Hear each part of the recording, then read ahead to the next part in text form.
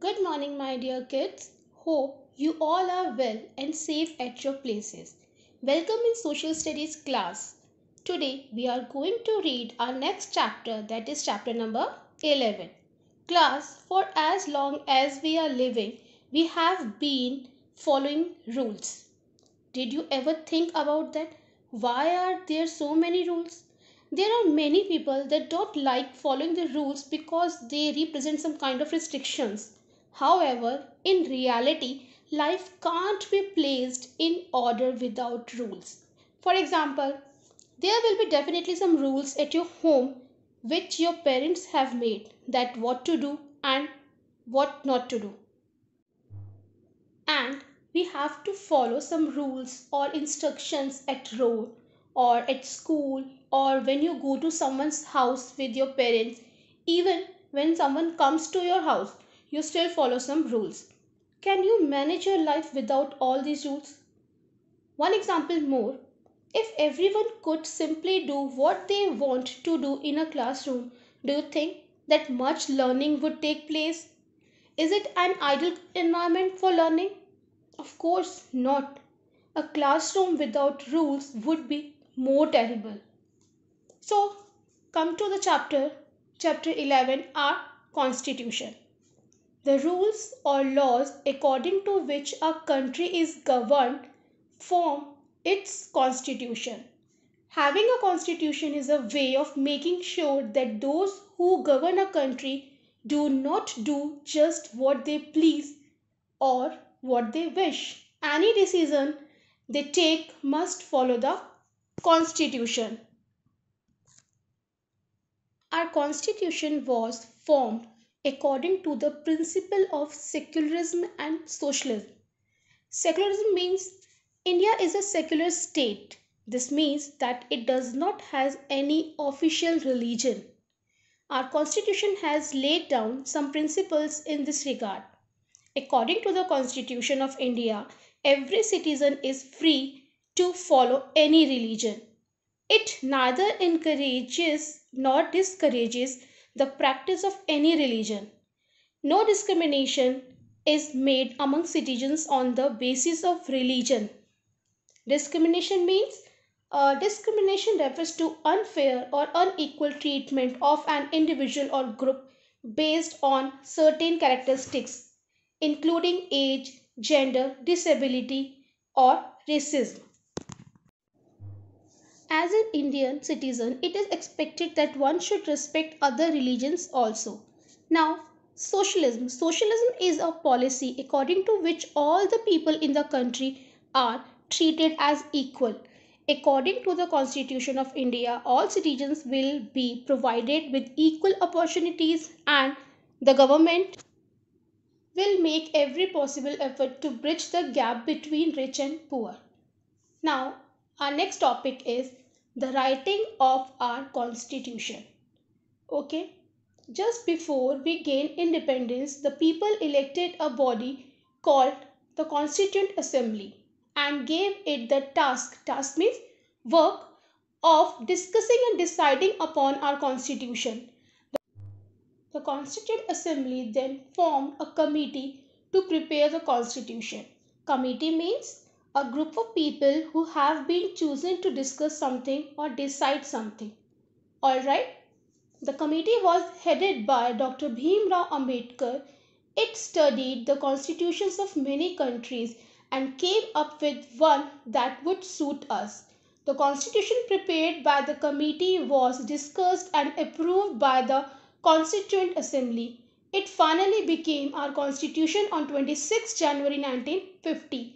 We say we adopted our constitution on this day, which we call our Republic Day. Class, what did we do before 1950 and how did we run our country? Did you think about this? Here is a short information about beginning of a new age. Before 1947, we were ruled by the British. We had to follow the laws which the British made for their own benefit. After a long and hard struggle, our country became free on 15th August 1947. After independence, we made our own constitution and our own laws. Constitution means a set of laws and principles according to which a country is governed. We already discussed this. Our constitution was prepared by a group of very learned persons. This group was called the Constituent Assembly. Our constitution came into force on 26 January 1950. We celebrate this day as the Republic Day of India. Republic means that the people choose their own leaders to run the country. We choose these leaders through elections after every 5 years. Remember, we discussed it in our fourth standard? Alright. That is why our country is called a democratic republic. Now, next topic is a few things about our constitution. Our constitution is the longest written constitution in the world. It explains the nature and functions of our government, what rights the people have, and so on. We cannot discuss everything in it, but here are a few important things. Did you know all constitutions are not written? One example is the Constitution of the United Kingdom. Democratic Republic. India is a democratic republic. In a republic, the head of the country is a president, not a king or queen. In a democracy, the leaders elected by the people form the government, like in our country. In our country, the leaders elected by the people become members of the parliament. Members of the parliament means MPs. The party with the majority means more than half. What does it mean? Like more than 50% of MPs forms the government. Okay. Now next is Indian Union. India is a union of many states. The constitution says that each state will have its own government and the whole of India or the Indian Union will have the union government. The union government means central government. The constitution specifies the jobs of the state government and the union government. Some of the things that the state governments look after are law and order like police, state transport, farming, health, health like health centers, hospitals and so on, and electric supply.